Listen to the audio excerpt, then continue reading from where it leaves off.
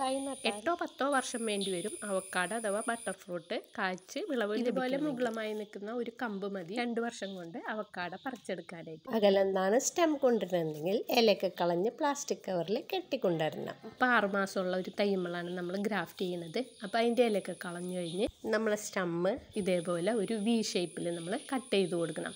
അപ്പോൾ തുമ്പ് ഇത്തിരി നേർത്തിരിക്കണം. ഇനി ഗ്രാഫ്റ്റ് ചെയ്യുന്ന തൈയുടെ നടു പൊളിച്ച് അതിൻ്റെ ഉള്ളിൽ ഈ സ്റ്റമ്മ് ഇറക്കി കൊടുത്ത് ടാപ്പ് ചുറ്റി കൊടുക്കണം.